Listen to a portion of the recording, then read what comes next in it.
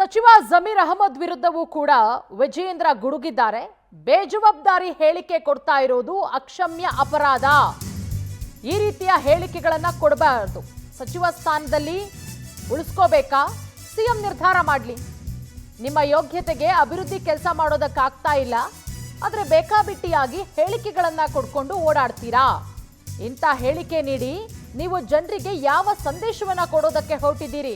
ಜಮೀರ್ ಅಹಮದ್ ಖಾನ್ ಅವರೇ, ದೆಹಲಿಯಲ್ಲಿ ಬಿಜೆಪಿ ರಾಜ್ಯಾಧ್ಯಕ್ಷ ವಿಜಯೇಂದ್ರ ಜಮೀರ್ ಹೇಳಿಕೆಗೆ ಆಕ್ರೋಶವನ್ನ ವ್ಯಕ್ತಪಡಿಸಿರೋದು.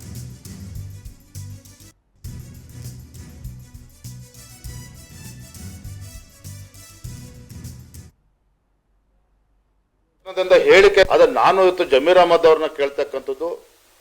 ಇವತ್ತು ಸಂವಿಧಾನದ ಬಗ್ಗೆ ಏನು ಉದ್ದುದ್ದ ಭಾಷಣ ಮಾಡ್ತೀರಿ ನೀವೆಲ್ಲರೂ ಸೇರಿ, ಅದ್ರ ಬಗ್ಗೆ ಜವಾಬ್ದಾರಿತ ಸಚಿವರಾಗಿ ಇಂಥ ಒಂದು ಬೇಜವಾಬ್ದಾರಿತನದಿಂದ ಹೇಳಿಕೆಯನ್ನು ಕೊಡ್ತಾ ಇದ್ದೀರಿ.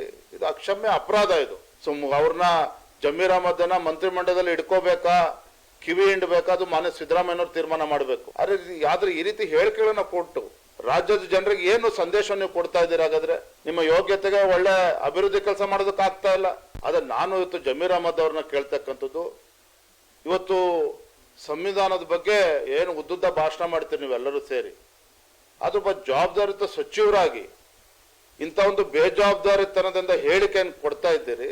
ಇದು ಅಕ್ಷಮ್ಯ ಅಪರಾಧ. ಇದು ಅವ್ರನ್ನ ಜಮೀರ್ ಅಹಮದನ್ನ ಮಂತ್ರಿಮಂಡಲದಲ್ಲಿ ಇಟ್ಕೋಬೇಕಾ, ಕಿವಿ ಹಿಂಡಬೇಕಾ, ಅದು ಮಾನ್ಯ ಸಿದ್ದರಾಮಯ್ಯನವ್ರು ತೀರ್ಮಾನ ಮಾಡಬೇಕು.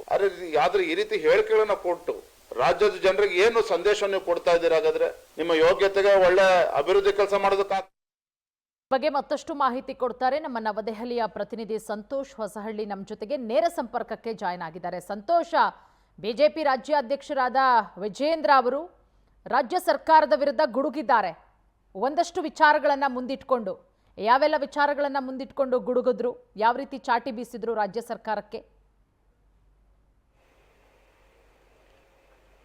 ಪೂರ್ಣಿಮಾ, ಪ್ರಮುಖವಾಗಿ ಇವತ್ತು ಬಿಜೆಪಿ ರಾಜ್ಯಾಧ್ಯಕ್ಷ ವಿಜಯೇಂದ್ರ ಅವರು ರಾಜ್ಯ ಸರ್ಕಾರದ ವಿರುದ್ಧ ಹಲವು ವಿಚಾರಗಳನ್ನು ಮುಂದಿಟ್ಟುಕೊಂಡು ವಾಗ್ದಾಳಿಯನ್ನು ನಡೆಸಿರುವಂಥ ಗಮನಿಸಬೇಕಾಗುತ್ತೆ. ಸಹಜವಾಗಿ ಕಳೆದ ಒಂದು ತಿಂಗಳಿನಿಂದಲೂ ಕೂಡ ಹಲವು ವಸ್ತುಗಳ ಬಗ್ಗೆ ಕೂಡ ಇದೀಗ ರಾಜ್ಯ ಸರ್ಕಾರ ಬೆಲೆ ಏರಿಕೆ ಮಾಡುವಲ್ಲಿ ಮುಂದಾಗ್ತಿರುವಂಥದ್ದು. ಕಳೆದ 2 ದಿನಗಳ ಹಿಂದೆ ಹಾಲಿನಲ್ಲಿ ಬೆಲೆ ಏರಿಕೆ ಮಾಡೋದಕ್ಕೆ ಮುಂದಾಗಿರುವಂಥದ್ದು. ಈ ಹಿಂದೆ ಪೆಟ್ರೋಲ್ ಮತ್ತು ಡೀಸೆಲ್ನಲ್ಲೂ ಕೂಡ ಸೆಸ್ ದರವನ್ನು ಏರಿಕೆ ಮಾಡಿರುವಂಥ ಹಿನ್ನೆಲೆಯಿಂದಾಗಿ ಜನರಿಗೆ ದೊಡ್ಡ ಮಟ್ಟದ ಹೊರೆಯಾಗ್ತಿದೆ ಅನ್ನೋದರ ಬಗ್ಗೆ ಕೂಡ ಬೆಳಕು ಚೆಲ್ಲುವಂತಹ ಪ್ರಯತ್ನವನ್ನು ಇದೀಗ ಬಿಜೆಪಿ ರಾಜ್ಯಾಧ್ಯಕ್ಷ ವಿಜಯೇಂದ್ರ ಅವರು ಮಾಡಿರುವಂಥದ್ದು. ಅಂದರೆ ಚುನಾವಣೆ ಹೊಸ್ತಿರಲ್ಲಿ ಕಾಂಗ್ರೆಸ್ಸಿಗೆ ದೊಡ್ಡ ಮಟ್ಟದ ಒಂದು ಲಾಭವನ್ನು ಮಾಡಿದಂತಹ ಜನತೆ ಇದೀಗ ಬೇಸತ್ತಿರುವಂಥದ್ದು. ಜೊತೆಗೆ ಸಂಪೂರ್ಣವಾಗಿ ಗ್ಯಾರಂಟಿಗಳನ್ನು ಘೋಷಣೆ ಮಾಡಿ ಆಡಳಿತಕ್ಕೆ ಬಂದಿರುವಂತಹ ಕಾಂಗ್ರೆಸ್ ಇದೀಗ ಅದೇ ಗ್ಯಾರಂಟಿಯನ್ನು ತುಂಬುವಂತಹ ಪ್ರಯತ್ನವನ್ನು ಮಾಡ್ತಾ ಇದೆ. ಜೊತೆಗೆ ಆ ಒಂದು ಗ್ಯಾರಂಟಿ ಭರ್ತಿ ಮಾಡುವಂತಹ ಹಿನ್ನೆಲೆಯಿಂದಾಗಿ ಅಗತ್ಯ ವಸ್ತುಗಳನ್ನು ಪೂರೈಕೆ ಇರ್ಬೋದು, ಜೊತೆಗೆ ಅದೆಲ್ಲದಲ್ಲೂ ಕೂಡ ಕಡಿವಾಣ ಹಾಕ್ತಾ ಇದೆ. ಜೊತೆಗೆ ದರವನ್ನು ಬೆಲೆ ಏರಿಸುವಂಥ ನಿಟ್ಟಿನಿಂದಾಗಿ ಮುಂದಾಗ್ತಿರುವಂಥದ್ದು.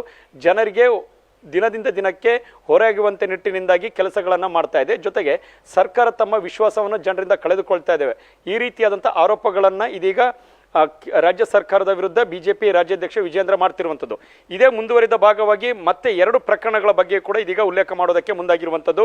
ಒಂದು ಕಡೆ ವಾಲ್ಮೀಕಿ ನಿಗಮದಲ್ಲಿ ನಡೆದಿರುವಂತಹ ಹಣ ವರ್ಗಾವಣೆಗೆ ಸಂಬಂಧಪಟ್ಟಂತೆ ಮುಖ್ಯಮಂತ್ರಿಯವರು ಕೂಡ ಇದರಲ್ಲಿ ಹೊಣೆಗಾರಿಕೆಯನ್ನು ಒತ್ತಿಕೊಳ್ಬೇಕಾಗುತ್ತೆ. ಜೊತೆಗೆ ಕೆಲವೊಂದಿಷ್ಟು ಶಾಸಕರು ಕೂಡ ಇದರಲ್ಲಿ ಭಾಗಿಯಾಗಿದ್ದಾರೆ ಅನ್ನುವಂಥದ್ದನ್ನು ಕೂಡ ಹೇಳಲಾಗ್ತಾ ಇದೆ.